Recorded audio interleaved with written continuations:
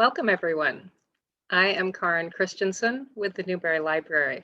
Thank you for joining us for today's program, The Great Migration Reconsidered, with Dr. Matthew Cressler, Dr. Courtney, Pierre Joseph, and Dr. Lionel Kimble. We are grateful to the Paul M. Angel Family Foundation for sponsoring this program. This event was originally scheduled to take place last spring, and we ended up having to postpone it. So I'm especially excited that it's finally here today. The Newberry is an independent research library in Chicago with collections spanning more than 6 centuries of human history in Europe and the Americas. We have been free and open to the public since 1887, following state guidelines for COVID-19 restrictions and for the safety of our community. The library is currently closed to the public and our public programs remain virtual. Visit newberry.org to learn more about our many digital resources, online classes, and virtual public programs like this one. I also encourage you to follow the Newberry on social media for more opportunities to engage with our collections, our staff, and stories that bridge the past and the present. You can also visit our online Rosenberg bookshop, which has many wonderful books and unique gifts. Today's program is one example of the Newberry Library's civic commitment to public education and intellectual engagement, bringing together communities of scholars, students, and the public to discuss ideas that matter in our world today is central to the Newberry's mission. During the program, please enter your questions in the Q&A feature on Zoom or in the comments section if you're joining us on Facebook or YouTube. As time permits, our speakers will respond. Now it's my pleasure to introduce our speakers, if all three of you will join us on the screen for a moment. Hi. Dr. Matthew Cressler is Assistant Professor of Religious Studies at the College of Charleston and the author of Authentically Black and Truly Catholic, The Rise of Black Catholicism in the Great Migration. Dr. Courtney Pierre Joseph is Assistant Professor of History and African American Studies at Lake Forest College. She studies the diaspora of Haitian people, especially to Chicago. And Dr. Lionel Kimble is Associate Professor of History at Chicago State University and the author of A New Deal for Bronzeville, Housing, Employment, and Civil Rights in Black Chicago, 1935 through 1955. And full disclosure, Dr. Kimble and I were at grad school together at the University of Iowa. We've been friends for more than 20 years. So I'm delighted to welcome all three of you. Now I will ask Dr. Kimble to start us off. Maybe you can tell us briefly a little bit about how the history of the Great Migration is traditionally viewed. Okay, I'm glad. Thanks for having me here today. It's my honor and it's such a joy to be having a conversation about the Great Migration. One of the topics which is very central to not only my work as a historian, but also as my life as someone whose family migrated to Chicago in 1905. So I'm just going to give a little bit of background about how we talk about the Great Migration, and then move into my portion of the conversation. And I think many people would already know this, but the Great Migration is one of the largest internal migrations of African Americans in our nation's history. Between the periods, say, of World War I and through World War II and maybe into the 1950s, we have about 7 million people moving from the rural South to the urban South, and from the urban South to the urban North, to places in urban North and West, largely with people coming in search of a new life. One of the ways that I think historians have always talked about the Great Migration is really the story of the Promised Land. And we see people like Jim Grossman, Alan Spear, Darlene Clark Hine, and Joe Trotter all talking about how African Americans came looking to seek their fortune and fame and to really provide these opportunities that didn't exist for them in the South, for them or their family. So I'm happy to be at this conversation today because I think as we talk about the Great Migration, both of my colleagues on this panel are coming to this particular topic from a very different perspective. Now historians are spending a considerable amount of time talking about issues of gender, of underground economy, of literature, of labor rights, of social activism. And I think one thing that Dr. Joseph is doing is really, she's really expanding the way we think about the Great Migration by talking about, I think the best way to frame it is her work is in the long Great Migration period as a labor historian myself, we talk about, and someone who studies the Black freedom struggle, we talk about this issue of the long civil rights movement, in which really how we frame civil rights outside of the traditional boundaries of the 1950s and 60s. And I think that all of the conversations here today are really going to expand our understanding of the Great Migration period, or the Great Northern Drive that was articulated by Robert Abbott in the Chicago Defender in 1917. It's going to really add to our vast knowledge of and a vast information about the importance of the Pullman porters and how they played, what role they played in driving people to places like Chicago. And I'm very, very excited to be taking part in this. And I look forward to the question and answer period at the end. So what I want to do is really move into talking about three really big locations for me. My role in this conversation is to really articulate the growth of labor, politics, and these cultural sites that developed during the Great Migration. So if I can have the first slide, please.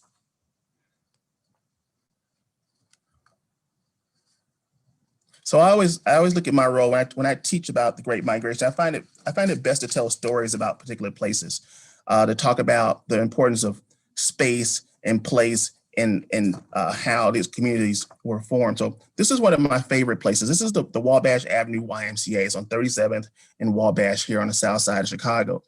And it was a building which was largely funded by the philanthropy of Julius Rosenwald, who of course was the chairman of Sears and Roebuck, and did a number of, develop a number of projects throughout the Deep South, as far as the Rosenwald schools, gave money to the Wabash Y, the Rosenwald apartment here in Bronzeville that developed in the 1920s.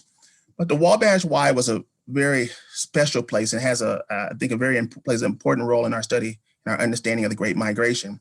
Building was constructed in 1913 and very quickly became one of the clearinghouses for services, goods and services where African Americans who migrated here to Chicago will come to seek some sort of seek assistance. An important person who was involved here was this gentleman named A.L. Jackson. And A.L. Jackson had a long and extensive history locally and nationally. He was a Harvard graduate who ran the Wabash Y for a number of years. And it did a number of interesting things, but for me, and I think for most people on this line who study African-American history, I think one of his more important roles was his assistance in creating the Association for the Study of Negro Life and History. This was an organization founded by Carter G. Woodson in 1915, right in the offices of the Wabash Y. And if we think about what makes this thing so special, Woodson comes to Chicago for a particular reason. He comes here as part of a celebration of the Emancipation Proclamation. So he comes to Chicago right in the midst of when people are migrating here and really the celebration of these great aspects of Black history. So Jackson becomes one of the founders of the premier and leading cultural and learning society, organization that studies and chronicles and disseminates and publishes stories of African American past. Another thing A.L. Jackson was doing really in his influence of the Great Migration is that he was one of the founders of the Chicago Urban League. For those of us who study the Great Migration period, we know that the Urban League played an invaluable role. I don't want to belabor the point here. We can talk about it more during the question and answer period.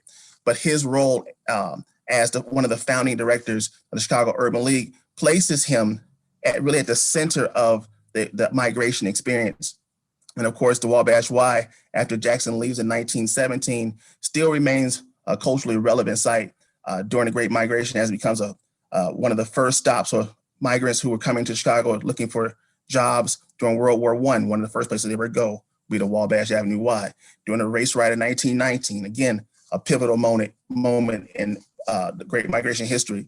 This is where, as African Americans and whites were battling on the South Side as part of the Red Summer, this was a place where they can see some level of respite when they couldn't make it to their jobs in the stockyards. The stockyard owners, the packing house owners had a relationship with the Wabash Y, and this served as a pay station. So Black workers who couldn't make it to the stockyard to pick up their paychecks or whatever assistance they would be getting from the packing house owners, they would come down to the Wabash Y to get some money and get relief during the race ride.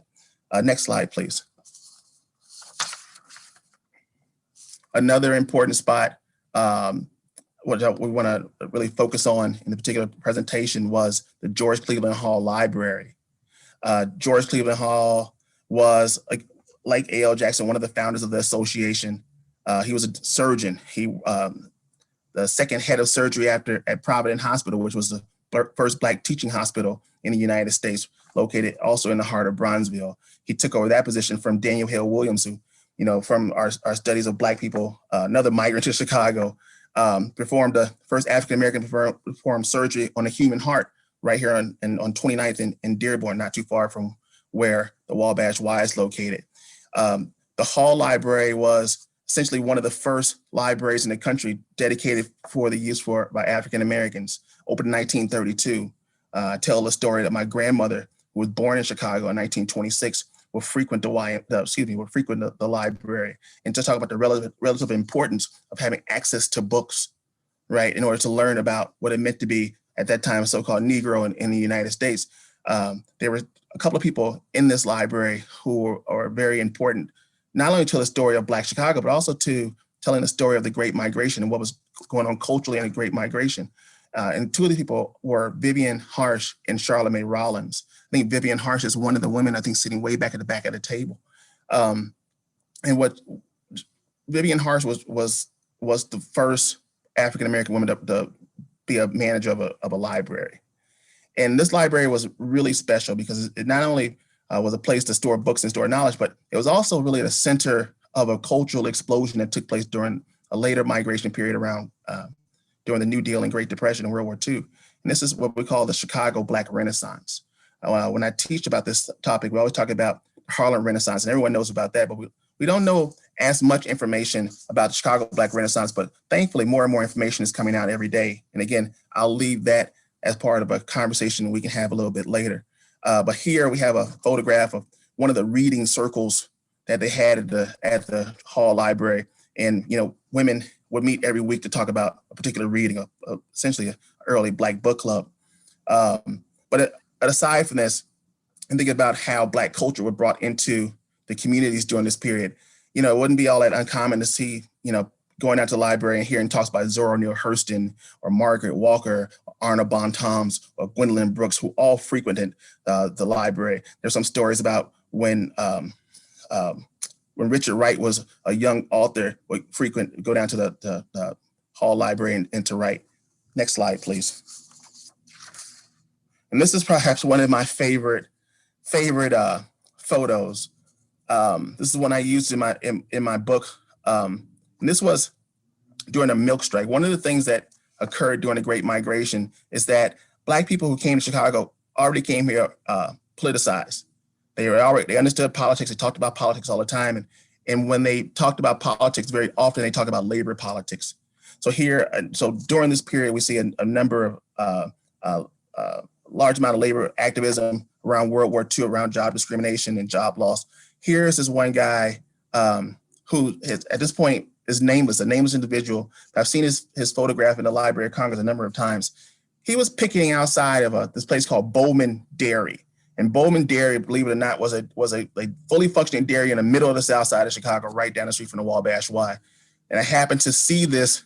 I used to work out at the Wabash Y, and I was driving home one day and I saw Bowman Dairy kind of painted over a sign. I never knew where it was. But this individual was famous for launching a one-man picket line against the dairy. Essentially, one of the argument he was waging was that Black men were being employed by the dairy as driver's assistants and not in high-paying driver's jobs. So he decided to picket the Bowman Dairy by himself. And he says on his plaque something to the extent, well, if Black men were good enough to get drafted into the armed services, they should be good enough to drive for Bowman Dairy. So I'm gonna leave it at that so we can come back and have a conversation because we want to save some time for question and answers. So I'm going to pass this on to my colleague, Dr. Cressler, and he's going to give us some very interesting information about Black religion and expansion of Black religion during this time. Thanks, Dr. Kimble. It's really exciting to be here with all y'all. I'm zooming from sunny and warm South Carolina, but it might be hard to believe, but I actually would rather I be in Chicago right now. I miss the city so much.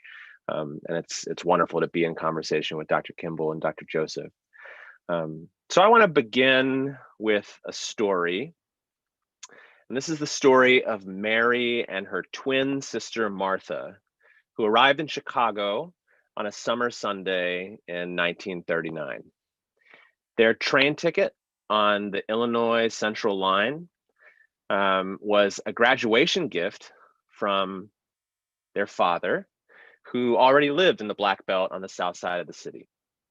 The twins arrived from New Orleans, not knowing that they would spend the rest of their lives in this Midwestern metropolis. And I'm imagining that for a lot of you, this tale sounds pretty familiar to this point, right? This is a lot like what we heard Dr. Kimble begin with. Mary and Martha were just two of the millions of African Americans who voted with their feet and left the Jim Crow South between 1915 and 1970. But what happened next, though, set Mary and Martha apart. As they stepped off the train, Mary turned to her father to remind him, quote, "You know, we got to be Catholic. We got to go to Mass today," end quote. It was a mortal sin to miss Mass as a Catholic, after all. And you see, Mary and Martha were Black and Catholic. They were both former students of the Sisters of the Blessed Sacrament back home in New Orleans. And so before they could settle into their new digs, the sisters paid their first visit to Corpus Christi Catholic Church on 49th and what was then Grand Boulevard. A friar greeted them out front and invited them to join in the life of the parish, and they accepted with enthusiasm. And Mary, in conversation with me much later, reflected, "Once we got here, it just felt like coming home." So I wanted to kind of invite all of us to follow Mary and Martha through the doors of Corpus Christi, and to invite us to reconsider the religious significance of the Great Migrations. We're accustomed to thinking about how these migrations transformed Black religious life, but they also forever changed the landscape of Catholic metropolises across the country. Upwardly mobile Irish Catholics had built Corpus Christi just a few decades earlier to be a monument to their new money.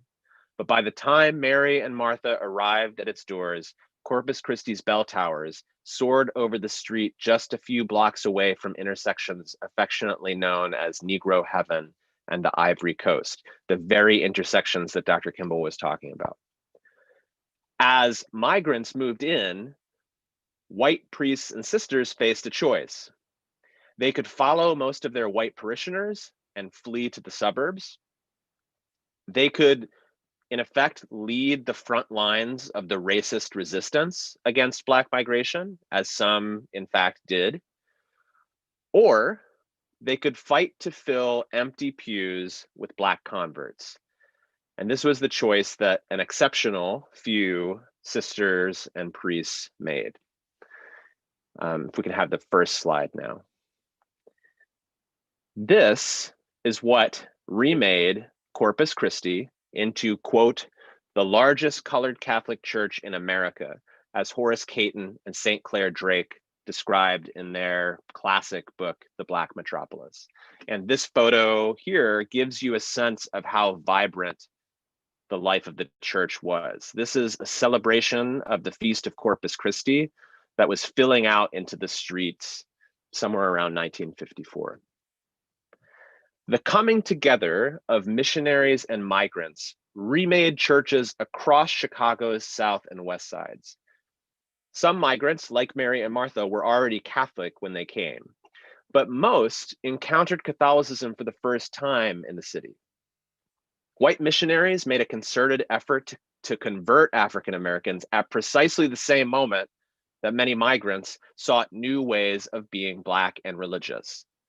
And the result was that in Chicago, Black Catholics grew from a few hundred people meeting in the basement of a single segregated church at the turn of the 20th century to 80,000 strong by 1970, making it the second largest Black Catholic city in the country, which kind of boggles the mind if you are familiar with the kind of centuries-long history of Black Catholicism in cities like New Orleans or Baltimore.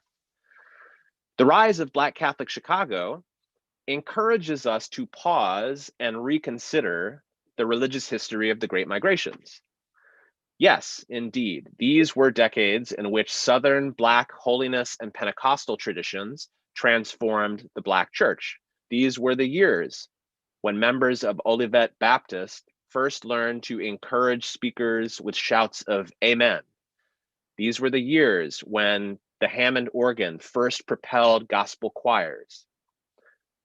But, believe it or not, on any given Easter Sunday, in those very same years, it also would have been common to witness hundreds of Black women, men, and children baptized Catholic on the same day. We can go to the second slide now. That's what this image is of. This is an image of a mass baptism. So the priest in the middle, the white priest in the middle, is Father Joseph Eckert, who is a German missionary. And this photo was taken probably somewhere around 1924 in St. Anselm Parish in Bronzeville. So I'd like to conclude with one more story. And actually, if you can go to the third slide, this is not so much a story, but a photograph that hints at a larger story. So this is an image of the performance of the Living Stations of the Cross, again in Corpus Christi Catholic Church. This was taken in 1938. For 3 decades, from 1938 to 1968, Mary and Martha and dozens of other Corpus Christi parishioners produced a performance known as the Living Stations of the Cross, in which Black people brought to life the Passion of the Christ in Bronzeville. This devotion, as you can maybe get a sense of in this photo, emphasized stillness, silence, and structured prayer. And by the 1950s, it made Corpus Christi a national pilgrimage site each and every Lent. For those of you who know something about Catholic history, Bishop Fulton Sheen, the kind of 1950s Catholic TV star, made pilgrimage himself in 1954, and the performance kind of featured on national Catholic magazines across the country. I'd argue that rituals like this, like the Living Stations of the Cross, remind us of the diversity of African American religious life. Indeed, I think that they direct our attention to the religious diversity across the African diaspora. And this diversity was accelerated and accentuated by the Great Migrations. And when we get to the Q&A, I'd be happy to talk not just more about Black Catholics in Chicago and across the Great Migrations, but other new Black religious movements that were born in this same moment. Black Muslims, Black Hebrews, Black Moors. So as my last note, I want to end by saying that I wrote these remarks. I wrote this story of Corpus Christi and Mary and Martha before the Archdiocese of Chicago announced that Corpus Christi was just one of a number of historic Black Catholic churches that are now slated to be closed or merged. So, you know, this presentation really has a sadness to it for me today, and I imagine probably for a lot of you on the call. So I'd be happy to kind of reflect on that as well. But thank you so much for listening, and now I want to hand things off to Dr. Joseph. Hello, everyone. It's so wonderful to be here and to be amongst such brilliant colleagues as I am in a really exciting point in my career right now, which is writing my first book. And some of the research that I'm going to talk to you about today really comes from how I'm thinking about my book and how, as Dr. Kimble said, thinking about how what I look at extends the Great Migration, right? Not only time-wise, but geography-wise, as well as calling us to think about the ethnicity of Black people, which is not something we do very often. So first slide, please. So it's coming, yes. So this is, as my students who may be on the call know, one of my historical boyfriends, the lovely Jean-Baptiste Point du Sable. Many people do not think about Jean-Baptiste Point du Sable necessarily when they're doing a conversation or doing research about the Great Migration. But I want us to think about how the migration of a man of Haitian descent, a Black man of Haitian descent, from the island of Saint-Domingue on the precipice of becoming the first independent Black nation in the Western Hemisphere, the most successful and top slave revolt that shatters ideas of whiteness and slavery in the 18th century. At the same time that this is happening, a man from that space makes the trek from the island to New Orleans, which Dr. Cressler mentioned is an important site for thinking about the Great Migration. Also, shout out to being a Black Catholic, as he was as well.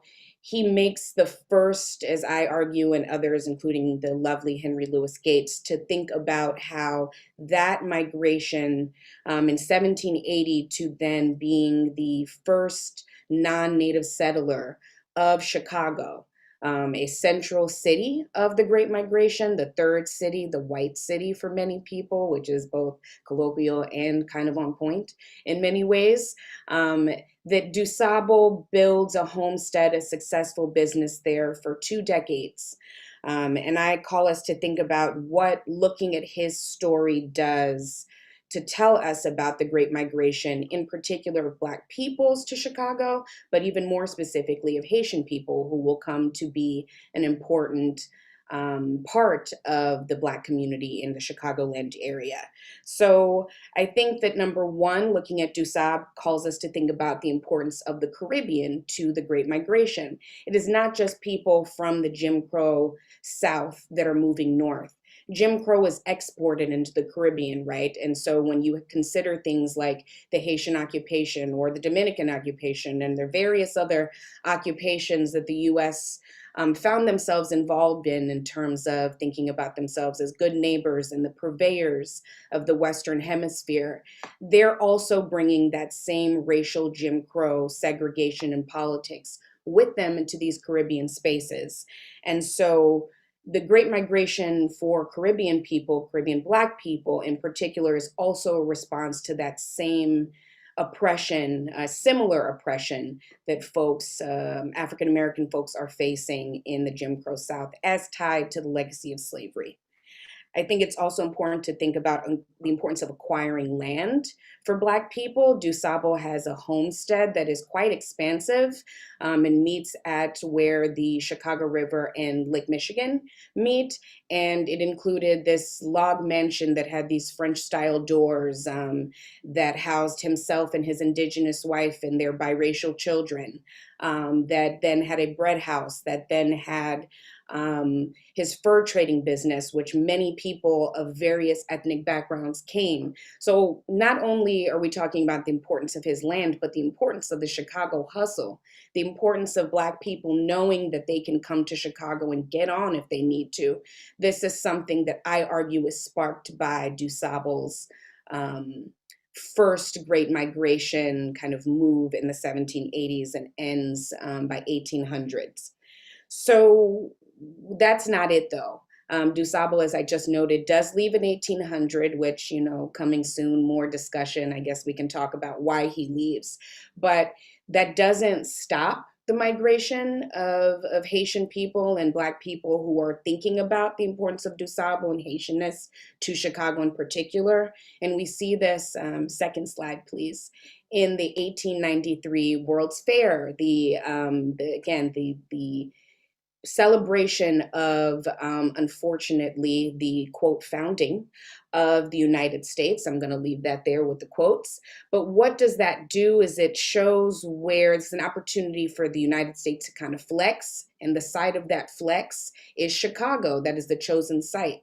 And the only space where Black people are able to express how far they've come in the era since slavery ends, not only in Haiti, but in the United States as well in 1865, is at the Haitian Pavilion. If you will note the next slide, for a photograph of that, what that looked like.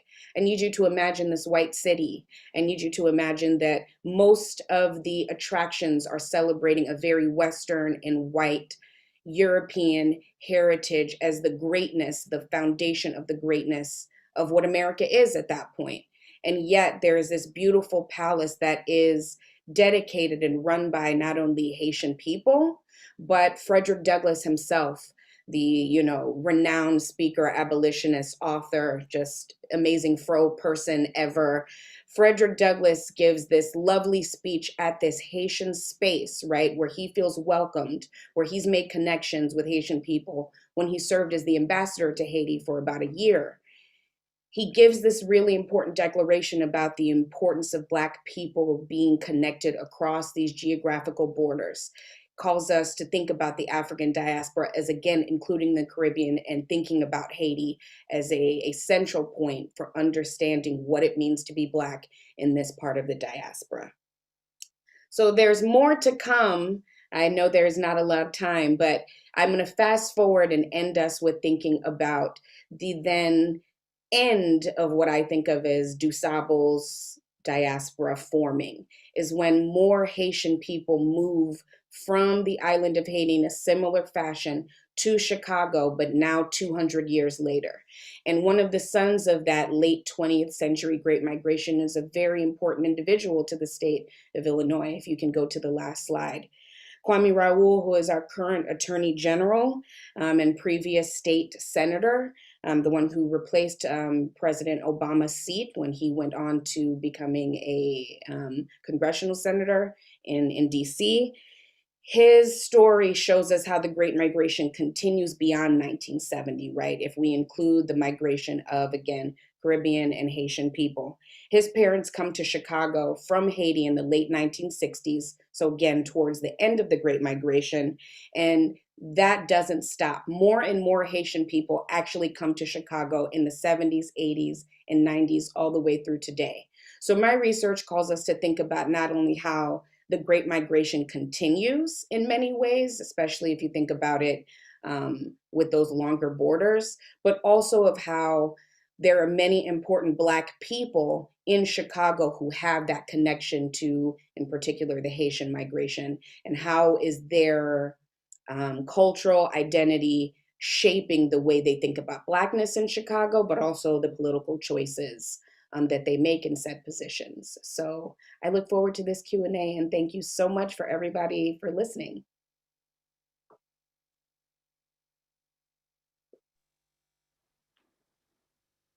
Thank you very much. Can I have Dr. Cressler and Dr. Kimble join us again? And thank you to all three of you for certainly expanding my view of the Great Migration stories. This is so much interesting stuff here. Let me get to some questions that we have. One that several people have asked about in the Q&A is about reverse migration. And I don't know if maybe Dr. Kimble, you would like to start off, and then I'm sure all of you have something to say about that. Yeah, that's a really good question, and I think this has been a phenomenon to go, at least in Chicago, for at least 25, almost 30 years. And we find this growing out migration of Black people moving from Chicago down to places like Atlanta and Houston and Dallas and New Orleans, or really across the border from Illinois into Indiana. And I think the contemporary narrative that people are leaving because of taxes, right? That's one of the larger questions and large issues. But there's also something, I think, as we think about the Great Migration, and I think how historians have talked about this escape to the Promised Land. One of the things became quickly apparent to folks who came to Chicago in these early periods, that Chicago was very much a flawed Promised Land. And this reverse migration is really nothing new. Where we hear hundreds of stories of people who come here and try to seek their fame and fortune and really didn't like the life of Chicago and would rather return to places in the South rather than stay here in Chicago. But I think these more recent stories especially to Atlanta. And we really see this pick up around the 96 Olympics, where, there are so many people that call Atlanta, Chicago South. There's something to do with the cost of living. At some points, there's the relative degree of, of violence that didn't take place in Atlanta that took place here. I don't think we can really dismiss how African Americans from the city go to HBCUs and just really fall in love with the South. But, it's changing really the dynamics of how Black people on the South and West sides really are interacting with local government now, because I think one of the fascinating circumstances of the Great Migration was to development of places like Bronzeville as Black people were coming to Chicago, and because of restrictive covenants and this hyper segregation, they were largely forced to live in these same areas with each other in very close proximity. And one of the things that happens is that they largely develop a very distinct Black culture. But as housing values and rents have increased, it's really in gentrification is really the point where Black people are being forced out and priced out of Chicago. So there's a number of different things that are really going on. And I think as someone who lives in Bronzeville and someone who studies the history of Bronzeville, I think one of the things we should be asking ourselves as scholars and as residents of Chicago in the next 5, 6, 7, 10 years, what happens to Bronzeville when it's no longer bronze, right? And really what happens, because the name comes from the color of the people who live there. And what happens when gentrification takes hold? And, and as historians, what does that tell us about our history, and how do we keep that history going? But that's a great question. And I think one that, take a couple of books just to explain it. Dr. Joseph or Dr. Cressler, did you want to add something to that? I just have a quick anecdote. I don't think I can add much wisdom beyond Dr. Kimble, but thinking about the reverse migration, I find it fascinating. Those of you who follow kind of Black Catholic news may know that Wilton Gregory, Archbishop Wilton Gregory, who was appointed to be Archbishop of Washington, D.C., became the first African-American cardinal. He came to DC from Atlanta, where he was Archbishop.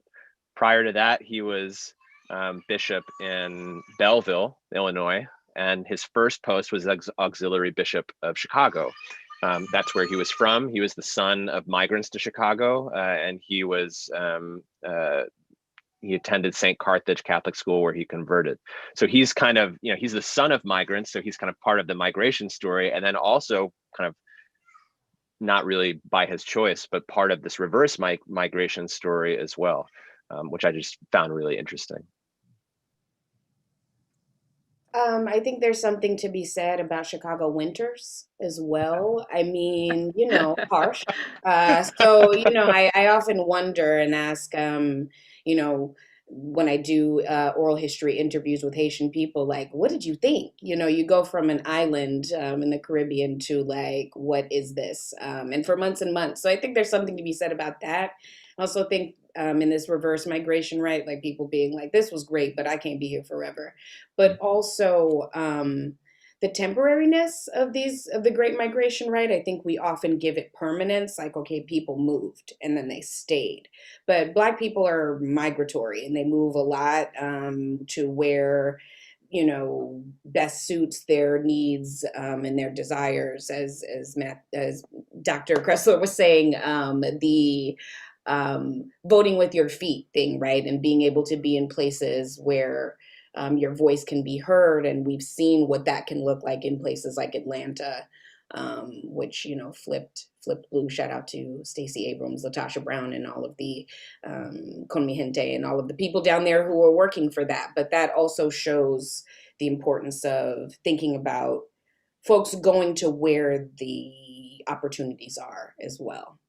I got one more thing to add to that, because I was just thinking about this whole cultural connection, and going back to what I started talking about the Harlem Renaissance. And, I think, one musician who I think really set the tone for what jazz looks like here in Chicago is Louis Armstrong. Quite famously, Louis Armstrong comes here in 1919 from New Orleans, but he's so connected to the Harlem Renaissance. People forget that he came here and learned and really honed his craft here in Chicago. Actually, his house is actually a block and a half away from me, right? And he and Lillian Harden, his wife, they became who they were as musicians here in Chicago before he goes to New York. So, and this is really a common phenomenon. People, they come to Chicago and they learn and they understand their art and their craft, and then they go to New York. And sometimes they'll even come back here, and just talking about these stories about cultural, this cultural explosion. Like Archibald Motley, who's probably perhaps one of my favorite painters, right? Again, so closely associated with the Harlem Renaissance.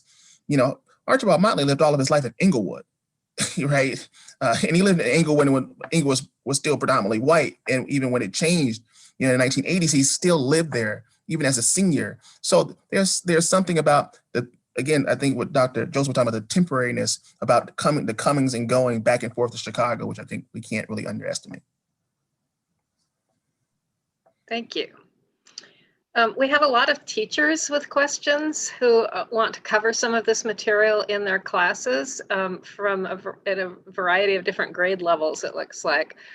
One says that they want to cover some of the overall social forces that brought Black people to northern cities, and what do you think are the most important parts to touch on when you have a special focus on Chicago? Another one is asking for sources for younger students, like middle school age students or even younger.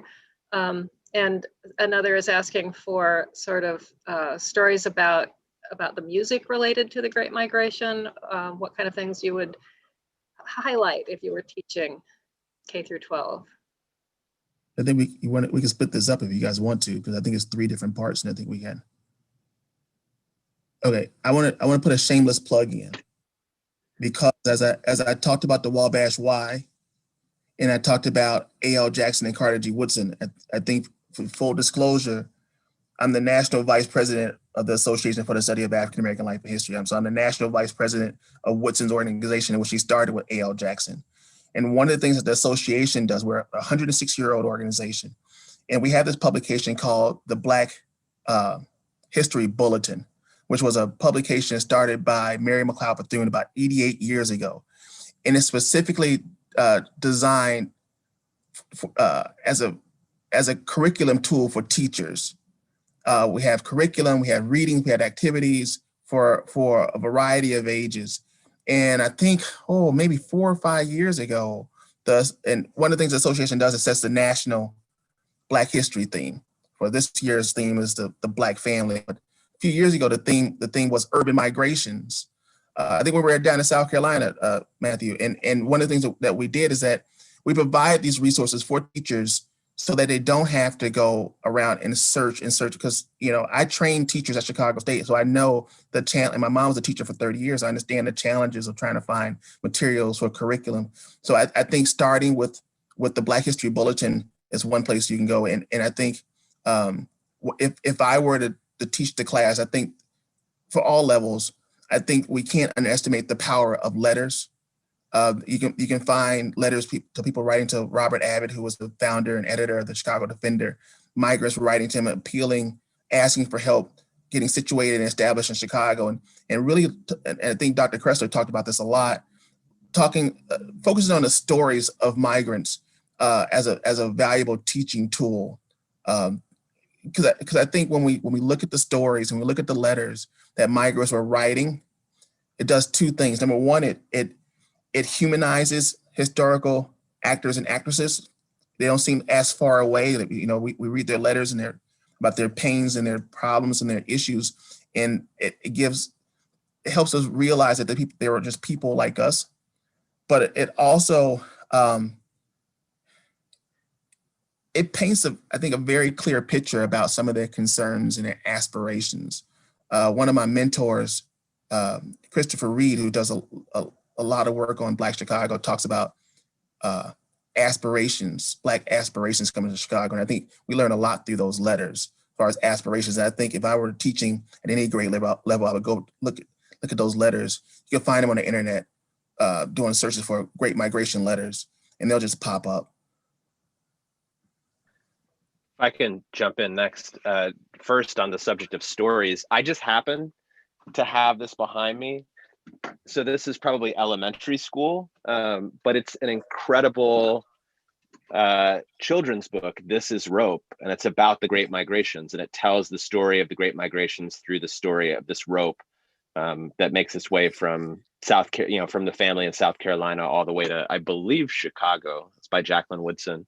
So that's incredible. One of my teachers, Wallace Best, who wrote a book on called Passionately Human, No Less Divine, book about how the Great Migrations transformed Black Christian communities.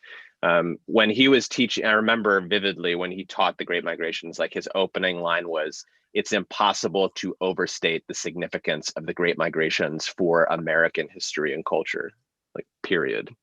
And so to the question of like what you would teach or how you would teach, I mean, one of the things that comes to my mind as far as cultural production, because I'm a religious studies professor, is that, gospel music, which we now take to be kind of one of our national, like a national music, a kind of stand-in for a particular way of being religious, is born of the Great Migrations, right? It's born when kind of Southern ways of being Black and Christian come to cities like Detroit and Chicago and New York and are remade with new instruments, like the Hammond organ at Reverend Clarence Cobb's church on the south side of Chicago.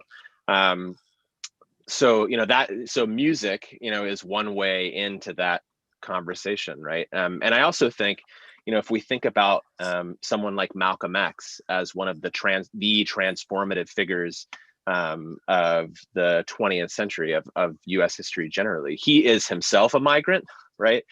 From the Midwest to Boston and then New York. And he is, a member of a movement, the Nation of Islam, that's born of the Great Migrations, is born by migrants like Elijah Poole, who becomes the Honorable Elijah Muhammad, who helps along with others to create an organization that offers an entirely different way of being Black and religious. So we could keep doing this all day, and I'll pass it to Dr. Joseph, but there are, so many of the key touchstones, whether it's music or cultural production or religion, when we're thinking about Black culture, and frankly, when we're thinking about US culture, is born of the Great Migrations, right? It has its roots in this kind of mass movement. I empathize with our K through 12 instructors, and I considered K through 12 at different points in my life, and then I was like, a PhD is for me. So one thing that I did learn, though, is how open students are and kids are to talking about these sorts of things. I think, unfortunately, there's a fear around talking about racism and how racism continues after the Civil War. Like, it's really weird. And oftentimes the education system, there's like a big block in historical time where it's like, so Abraham Lincoln's end slavery, hooray. Martin Luther King Jr. came around, hooray. Like, what happens in between there? And that what happens in between there is the understanding of Jim Crow and Jim Crow segregation. And so I think starting there with K through 12 students is understanding that racism looks different after the Civil War, which is why you end up with the Dr. King or Rosa Parks, et cetera, right? That doesn't come from nowhere. And the Great Migration is a response to that Jim Crow segregation, right? That these, something that really is a second sort of slavery. Slavery does not really end in the way that we often want to historicize. And so I think providing that context is a really good place to start. The Chicago Defender's archive is digital and available online and is an invaluable source. As Dr. Kimble said, Abbott, the Abbott family, and both Robert and then his son-in-law, who takes over the press, are really driving people to come to Chicago in particular. And again, not just people from the South, but we actually find in the Defender stories of Haitian people getting the Defender and writing in to ask for how to become more involved in whatever the Defender has going on. And so that's a really invaluable source that I think students love. And I'm a big fan of poetry. And so I think that's another way to get students acclimated to thinking about the Great Migration, and the poetry of Gwendolyn Brooks, who had the lovely pleasure of spending a lot of time researching her last summer for a piece that's coming out. She, really breaks down not only why people move to Chicago, but what life in Chicago, the way that it moves, the way that people move about the city, the trials, the tribulations, and in particular, how Black women are a really, really critical element to understanding the Great Migration, and why folks move and are able to stay in Chicago. So those would be my suggestions. I got one Thank more. you. I'm the one more thing person, I think, today. So I was thinking about just a question about music, and I think Dr. Cressler kind of got around to it, and I think always a fascinating story. I grew up in a family where my paternal grandmother was in the church, and Black folks know what in the church. She was in the church, and she didn't let us really listen to secular music as kids. But one of the things I always make fun of is Thomas Dorsey, Tommy A. Dorsey, who was really the father of gospel music here in Chicago. And he came to Chicago during the Great Migration trying to make his mark as a secular musician, as a blues man. And my grandmother always talk about blues music as devil's music, but what we know, the story short, is that Dorsey incorporates elements of blues and jazz in the creation of modern gospel at places like, oh my God, at places like Pilgrim Baptist Church and like in a number of different churches on the South Side. So I always talk about, well, you say I can't listen to that devil's music, but let me tell you a story about Thomas Dorsey and what he did. But again, these strong connections between just what music and religion, jazz, blues, soul music, Shaka Khan, all of these people, staple singers, and just so many people, so many people. But there's all these stories you can get to with music in Chicago and that you incorporate in the schools. But I would start with Thomas Dorsey and gospel, the rise of gospel music. And there's a number of good documentaries on him. Thank you. So we actually are running out of time a little bit. I think we have time for one more question, if you keep your answers brief. And Courtney, pardon me, Dr. Joseph, you had a kind of a good segue into this, because the question is just generally about the role of women in the Great Migration in all of these different aspects that each of you have been talking about. So maybe you could expand on that a little bit. Yeah, so we never spend enough time talking about the invisible labor and visible labor of Black women in the Great Migration.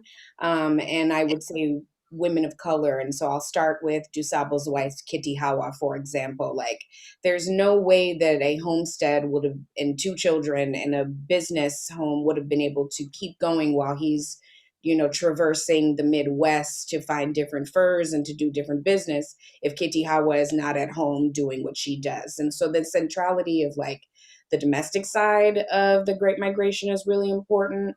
It reminds me of the importance of the Black women who were part and founded the National DuSable Memorial Society in the 1930s. They're the ones who are pushing the advocacy for DuSable to be remembered at the 1933 World's Fair. And these women are all part of the Great Migration as well.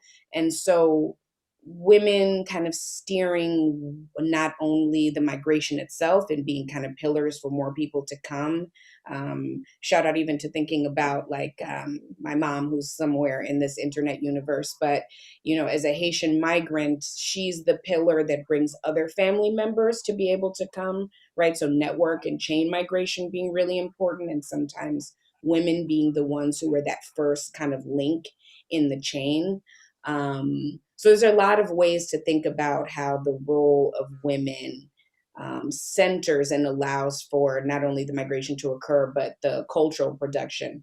When you were talking about Thomas Dorsey, that makes me think of the lovely Mahalia Jackson, right? Who is then the voice of that, gospel boom that's born out of Chicago. And then we see Mahalia Jackson,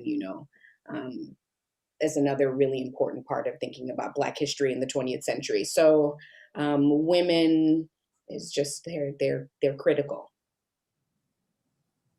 Yeah, just to build on that, I mean, your point about the visible and invisible labor is on point, right? When we're talking about religious communities generally, but in this case, Black religious communities in particular, Black women are the ones peopling and powering these religious communities and these religious movements.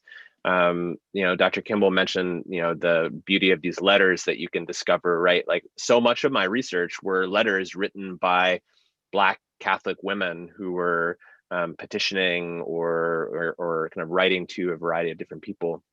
And when we're talking about Chicago, actually in the Great Migrations generally, one of the things that happens among religious communities is you get the establishment of kind of makeshift storefront church communities that are not in traditional establishments, and that fact that they are not the traditional Baptist or AME or even Catholic church allows for a lot of experimentation, so that where you would have in more traditional churches a kind of emphasis on the sanctification of male authority, in storefront churches you often had communities that kind of would challenge that, right? And she eventually was the head of something way larger than a storefront church. But one thinks of Elder Lucy Smith, who is this prominent Pentecostal healer and leader and kind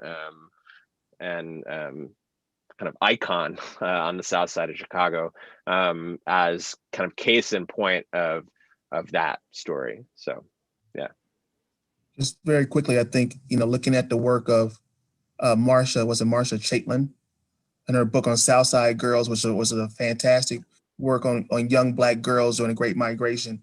There's a friend of mine named Elizabeth Schlabach, who's at Earlham College, who's working on a piece on Black women in the policy game. And I think that, just as far as future scholarship, I think there's more work needs to be done talking about the Great Migration on the Women's Auxiliary of the Brotherhood of Sleeping Car Porters. I think it is that invisible work and often very visible work that the auxiliary is doing to help the porters, the men deliver the papers to the South to help encourage the Great Migration. It's their work back on the home front and in this labor union, which is very important. And also, let's not forget about the great work of Addie Wyatt, Reverend Addie Wyatt. Marsha Williams is over at the Black Metropolis Research Consortium, did a fantastic book on that work. We're talking about the role of women during this period. I think those are works that we really need to pay attention to. Wonderful. Thank you so much, all of you, Dr. Cressler, Dr. Joseph, Dr. Kimble. Such a lively and thought-provoking conversation. And thank you for the important work that you are all doing in expanding the scope of how we look at the Great Migration stories and the migration of African Americans from the South to other parts of the country. So thank you very much. My thanks also to the Paul M. Angel Family Foundation for supporting this program. And thanks to all of you for joining us today. A recording of this program will be available on the Newberry's YouTube channel in a few days. If you had a question in the Q&A and we didn't get to it, please feel free to email us at publicprograms@newberry.org, and we will see if we can send that on to the speakers. One of the speakers asked me to suggest that. So it's publicprograms@newberry.org. Newberry programs remain free and open to the public thanks to the generosity of our donors. And during this critical time, we need the support of our entire community. Please consider supporting the Newberry Library by making a gift today. You can do so online at newberry.org/give. We look forward to welcoming visitors back to the Newberry as soon as it's safe to do so. In the meantime, please join us for our next virtual program, Educations in Colonialism and White Supremacy, King Philip's War in 19th Century Schools, on Thursday, February 11th at 4 p.m. Dr. Karen Sanchez-Epler and the Newberry's Dr. Rose Myron will explore 19th century pedagogical materials that were used to propagate white supremacy and settler colonialism, offering striking and provocative lessons for our present.